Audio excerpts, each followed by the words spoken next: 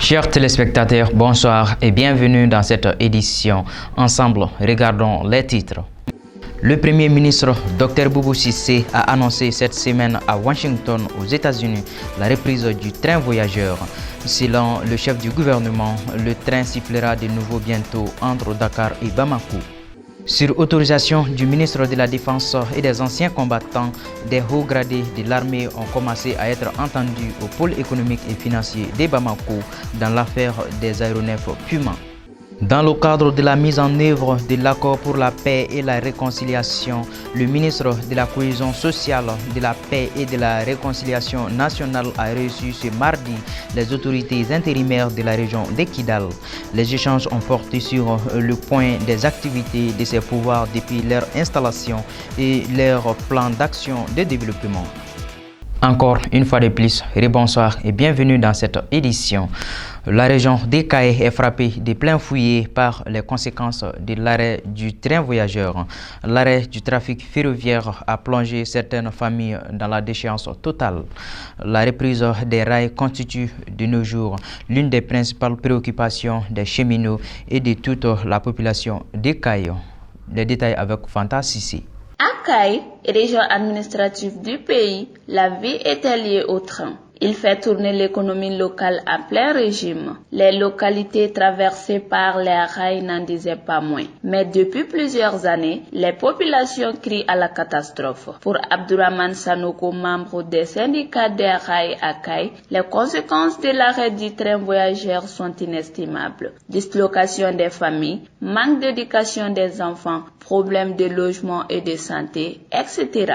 Selon lui, les Caïsiens doivent se lever comme un seul homme pour exiger la reprise du trafic ferroviaire. Si ce n'est pas le cas, prévient-il, c'est la mort de l'économie de la région. Notre interlocuteur craint comme conséquence le surpeuplement des villages riverains et l'exode rural vers d'autres villes. Interrogé sur les promesses de reprise du train voyageur, le quinquagénaire est sceptique. Pour lui, les autorités doivent joindre les actes à la parole. Toutefois, pour le syndicaliste, la solution du chemin de fer du Mali réside aussi dans le choix des hommes. Selon lui, le pays dispose des ressources humaines qualifiées pour rétablir le plus rapidement le trafic ferroviaire. Le chemin de fer Dakar-Bamako est à l'arrêt alors que les cheminots du Mali observent 10 mois d'arrière de salaire. Pourtant, regrette-t-il, leurs homologues du Sénégal, gérés par la même société, sont régulièrement payés.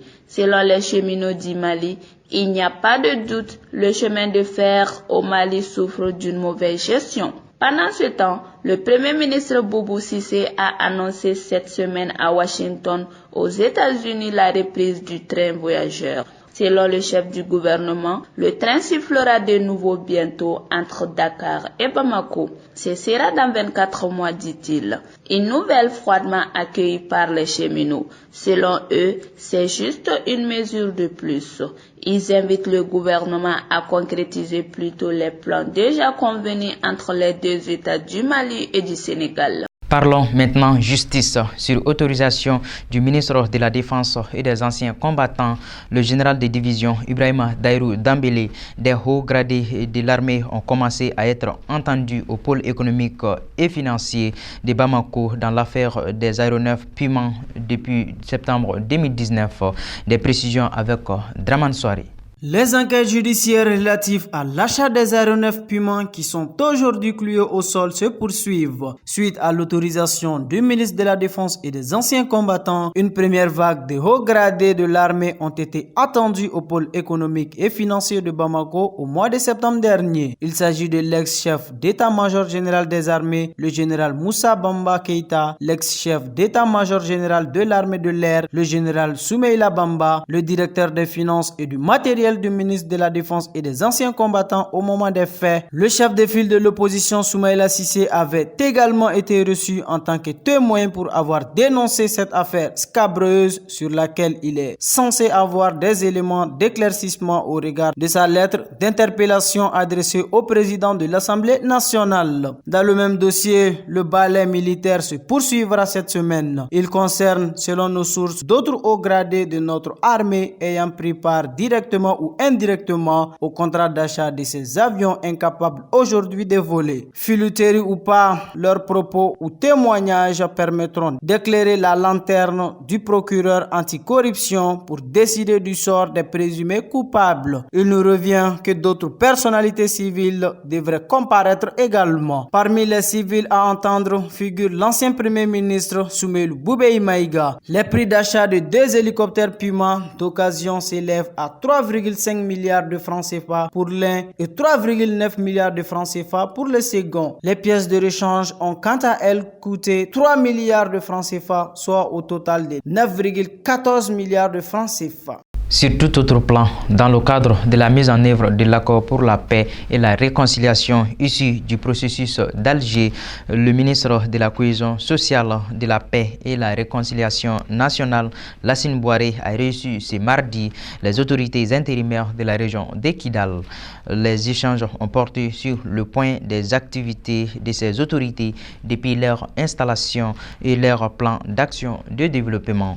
Moussa Diarra pour plus de précisions. À l'issue de cette rencontre qui s'est déroulée à huis clos, le ministre Lassine Boiré a indiqué qu'elle a été initiée pour faire le point des activités des autorités intérimaires de la région de Kidal. Selon lui, celles-ci n'ont pas été mises en place pour rendre le décor un peu plus joli sur le plan institutionnel en matière de gouvernance locale, mais pour organiser l'offre des services publics aux usagers. Selon Lassine Boiré, cette rencontre avec les autorités intérimaires a permis de plancher sur les questions de l'école. Sur ce point, a-t-il expliqué, il s'agissait de les sensibiliser à s'expliquer davantage pour qu'il ait le maximum d'écoles ouvertes dans ces localités. En plus, c'était aussi l'occasion de regarder leur planification sur les 3 années 2019, 2020 et 2021. Bien que leur nom soit intérimaire, le ministre Boiré a fait savoir qu'une planification doit toujours s'étendre sur 3 ans. Et au nom de la continuité, une fois qu'il y aura les élections locales, les autorités communales prendront le relais. D'après le ministre Boiré, il est important pour lui de suivre la mise en œuvre de ses plans d'action, mais aussi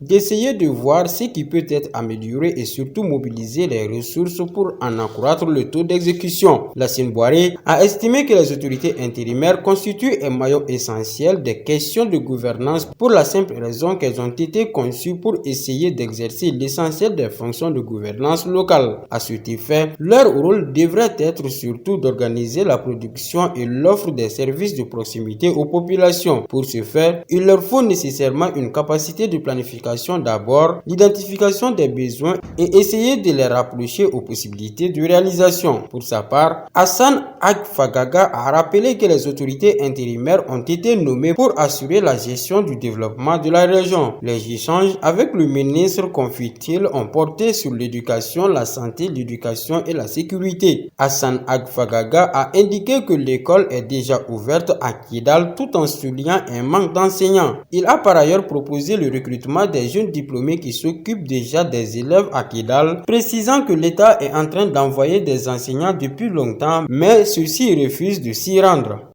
À présent, faisons un tour dans nos régions pour voir ce qui fait l'essentiel de l'actualité régionale. C'est avec le concours de nos confrères du studio Tamani.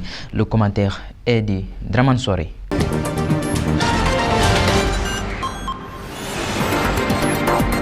Nous commençons cette actualité régionale à Assongo, où 5 combattants du mouvement d'autodéfense Ganda Izo ont été tués hier par 6 hommes armés non identifiés à bord des motos. Les faits se sont déroulés au niveau du manganèse de Tansiga. Les assaillants ont également brûlé leurs motos avant de partir. Selon les sources locales, les autorités militaires ont été informées, mais aucune poursuite n'est encore engagée. Les victimes étaient chargées d'assurer la garde matérielle du manganèse de Tansiga.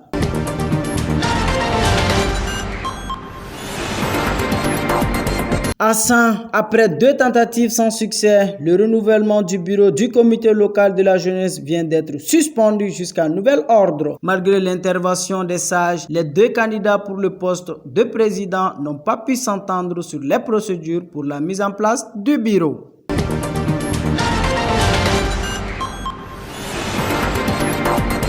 Nous partons à présent à Diré où les nouvelles sont vraiment très bonnes aujourd'hui. Les enseignants ont repris le travail hier mercredi. Ils avaient décrété un arrêt de travail depuis le 7 octobre. Ils réclament le paiement du salaire du mois de septembre. Les élèves se réjouissent de retrouver le chemin de l'école après 16 jours sans classe.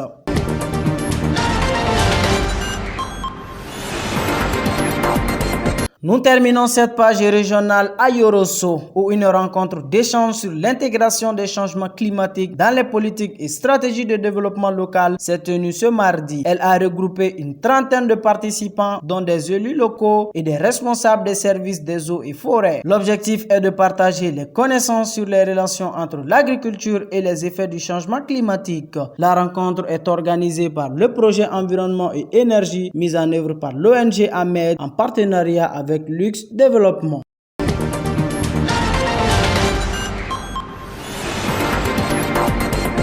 Place à l'actualité internationale de cette édition, en bref, en son et en images. C'est le commentaire de Moussa Diarra.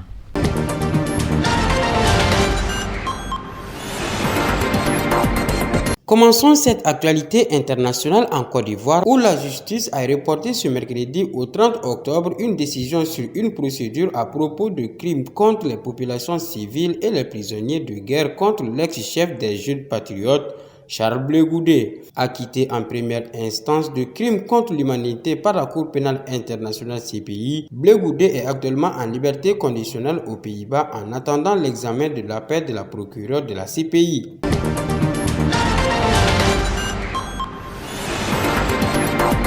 Au Burkina Faso, 6 soldats ont été tués et 4 blessés au cours de 2 attaques dans des localités de la commune de Bersaloko dans le nord du pays. Selon les informations, une patrouille militaire est tombée mardi soir dans une embuscade aux environs de Gimbila, pays pauvre d'Afrique de l'Ouest. Le Burkina Faso est pris depuis 4 ans et demi dans une spirale de violence attribuée à des mouvements djihadistes, certains affiliés à Al-Qaïda au Maghreb islamique et d'autres au groupe État islamique.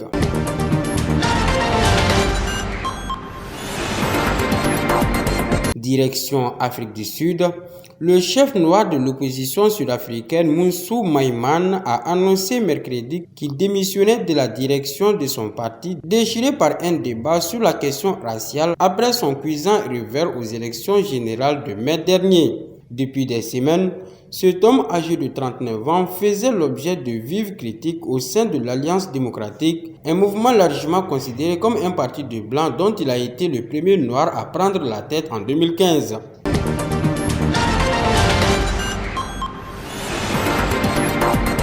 Au Mozambique, les résultats complets des élections générales déjà visées par de multiples accusations de fraude et d'irrégularité seront annoncés le 30 octobre, a-t-on appris mercredi auprès de la commission électorale. Les Mozambicains se sont rendus aux urnes le 15 octobre 2019 pour élire leur président, leurs députés et leur assemblée provinciale dans un climat de tension après une campagne électorale marquée par de nombreuses violences. La société civile mozambicaine et les principales missions internationales d'observation ont dénoncé de nombreuses irrégularités dans le processus électoral.